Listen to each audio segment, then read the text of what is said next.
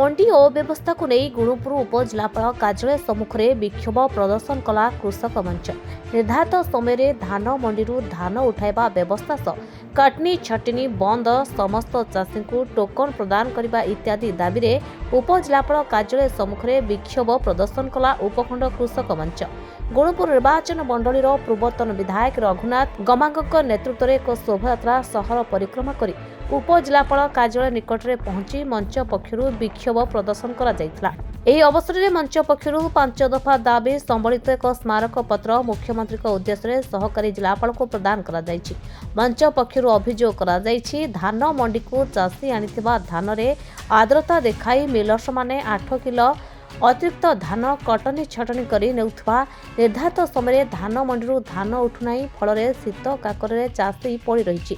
ତେଣୁ ମଣ୍ଡିରୁ ଧାନ ଉଠାଇବା ବ୍ୟବସ୍ଥା କରାଯାଉ। ଚାଷୀର ଧାନ ଉଠାଇବା ପାଇଁ ଅଖା ଯୋଗାଇବା ପାଇଁ ନିୟମ ରହିଥିବା ବେଳେ ତାହା ମିଲର୍ସ ପ୍ରଦାନ କରୁନାହାନ୍ତି। ଯେଉଁ ଚାଷୀର ଧାନ ଖଳାରେ ପକାଇ ଶୀତ କାକରରେ ଜଗି ରହୁଛନ୍ତି, ସେହି ଅଞ୍ଚଳରେ ତୁରନ୍ତ ଧାନ ଉଠାଇବା ପାଇଁ ପ୍ରାଥମିକତା ଦିଆଯାଉ ଇତ୍ୟାଦି ଦାବି କରିଥିଲେ। ବିକ୍ଷୋଭ ସମୟରେ ଗୁଣୁପୁର ଉପଖଣ୍ଡର ବିଭିନ୍ନ ଅଞ୍ଚଳର ଶତାଧିକ ଚାଷୀମାନେ ସାମିଲ ଥିଲେ। ଚାଷୀଙ୍କ ସମସ୍ୟା ପ୍ରତି ଯଦି ସରକାର ଗୁରୁତ୍ୱ ନ ଦିଅନ୍ତି ତେବେ ଆଗାମୀ ଦିନରେ ଚାଷୀ ଆନ୍ଦୋଳନ କରିବାକୁ ବାଧ୍ୟ ହେବ ବୋଲି ପ୍ରକାଶ କରିଛନ୍ତି।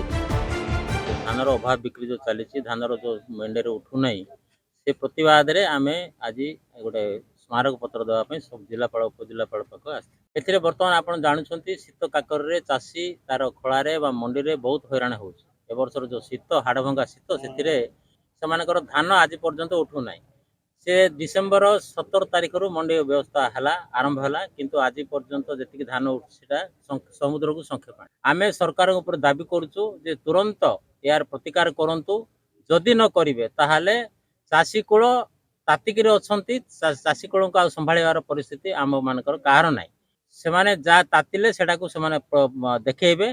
तेणु आम दाबी है जे आमे जो कटनी छटनी होउची बोले 3 के 4 केजी आम काटिया पे आमे राजी किंतु से माने 7-8 केजी काटुचंते जोटे मनीषा से मानकर जहा इच्छा हला ताहा काटुचंते।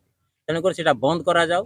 तापर टोकन रे व्यवस्था मध्य 60% लोक पाई नाहांती टोकन 40% लोक पाइचंती जहा पाइचंती से मानकर धान खଳାରେ भी धान मंडी रे पड़िची धान से मानकर धान भी वर्तमान सुधा उठू ना जो प्रकार धान एबे आसी जो प्रकार धान एवर्ष तो पाणीपाग भल अच्छे आपण माने जानिचंती वर्षा भल अच्छी धान भल होईची तेणुकर से मान जो ठीक अच्छी आमर तेणुकर से कटनी छटनी कौन दरकार अच्छी काटिया बोली तेणुकर गोटे सिस्टमेटिक रहू जोटा कि समस्त ग्रहणीय हम से सिस्टमेटिक अनुसार जदि काटिबे ताहाले आमे संभाळिबो जदि न काट जदि से न शुणती ताहाले आंदोलन आर तीव्रतर हबो।